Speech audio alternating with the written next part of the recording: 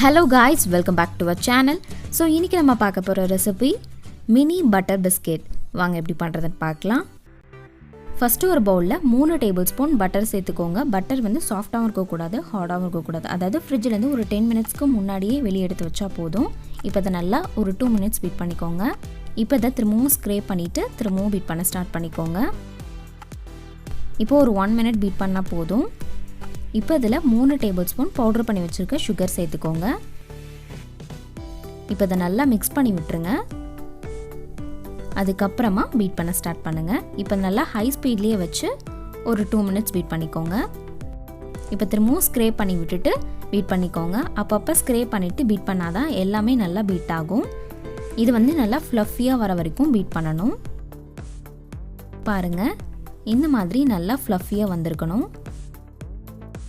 இந்த மாதிரி பீட் பண்ணிக்கோங்க. இப்போ இதில் 1/4 கப் கார்ன்ஃப்ளவர், அதாவது சோள மாவு இருக்குல்ல, அதை சேர்த்துக்கோங்க. அதுக்கப்புறமா 2 டேபிள் ஸ்பூன் மைதா சேர்த்துக்கோங்க. 1/4 டீஸ்பூனுக்கும் கம்மியாக பேக்கிங் பவுடர் சேர்த்துட்டு இதை நல்லா கலந்து விட்டுருங்க.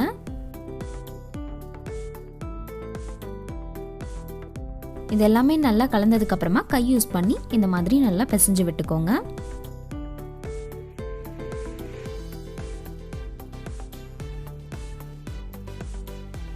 இப்போது இந்த மாதிரி நல்லா பிசைஞ்சதுக்கப்புறமா இன்னும் 1 டேபிள் ஸ்பூன் மைதா சேர்த்துட்டு திரும்பவும் இதை நல்லா பிசைஞ்சுக்கோங்க.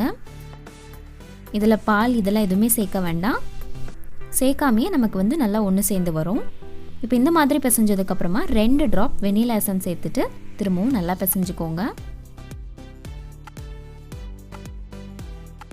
பாருங்கள், கை வச்சு லைட்டாக ப்ரெஸ் பண்ணிங்கன்னா நல்லா சாஃப்டாக உள்ளே போகணும். இந்த மாதிரி தான் இருக்கணும்.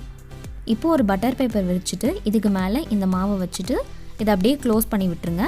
க்ளோஸ் பண்ணிவிட்டு சப்பாத்தி கட்டை யூஸ் பண்ணி இந்த மாதிரி ரவுண்ட் ஷேப்பில் விரிச்சுக்கோங்க. ரொம்ப மெலிசாவும் இல்லாமல் திக்காகவும் இல்லாமல் ஓரளவுக்கு விரிச்சுக்கோங்க. இந்த மாதிரி இப்போது ஒரு சின்னதாக ஏதாவது ஒரு மூடி யூஸ் பண்ணி ரவுண்ட் ஷேப்பில் கட் பண்ணிக்கோங்க. இதே மாதிரி எல்லாத்தையும் கட் பண்ணி எடுத்துருங்க. இப்போது சைடில் இருக்கிறது எல்லாத்தையுமே எடுத்துடலாம். இப்போ இதை ஒவ்வொன்றா வெளியே எடுத்து வச்சுருங்க. இப்போ பேலன்ஸ் இருக்கிறது எல்லாமே திரும்பவும் நல்லா பிசைஞ்சிட்டு விரிச்சிட்டு திரும்ப கட் பண்ணி எடுத்துக்கலாம். இப்போது ஒரு பிளேட்டில் எல்லா இடத்துலையும் ஆயில் அப்ளை பண்ணி விட்டுக்கோங்க.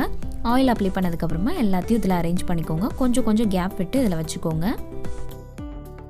இப்போது குக்கரை ஒரு 15 மினிட்ஸ் ப்ரீ ஹீட் பண்ணிவிட்டு இந்த பிளேட்டை இதுக்குள்ளே வச்சுக்கோங்க.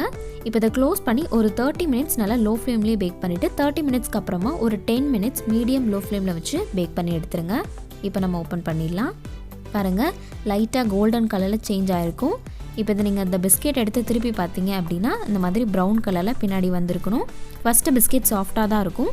நல்லா சூடு ஆறினதுக்கப்புறமா தான் கிறிஸ்பி ஆகும். சூடு ஆறினதுக்கப்புறமா சர்வ் பண்ணுங்கள். அவ்வளோதான்.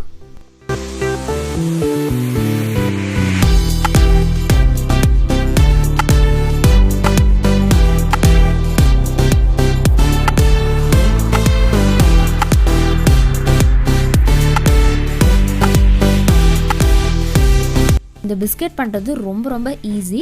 நீங்கள் பீட்டருக்கு பதில் விஸ்க் யூஸ் பண்ணி கூட பண்ணிக்கலாம். கண்டிப்பாக எல்லாரும் உங்கள் வீட்டில் இந்த ரெசிபியை ட்ரை பண்ணி பாருங்கள். ட்ரை பண்ணி பார்த்துட்டு மறக்காமல் கமெண்ட் செக்ஷனில் சொல்லுங்கள். உங்களுக்கு இந்த வீடியோ பிடிச்சிருந்தா லைக் பண்ணுங்கள், ஷேர் பண்ணுங்கள் அண்ட் ஆல்சோ சப்ஸ்கிரைபும் பண்ணிவிடுங்க. நெக்ஸ்ட் வீடியோவில் பார்க்கலாம். பாய்.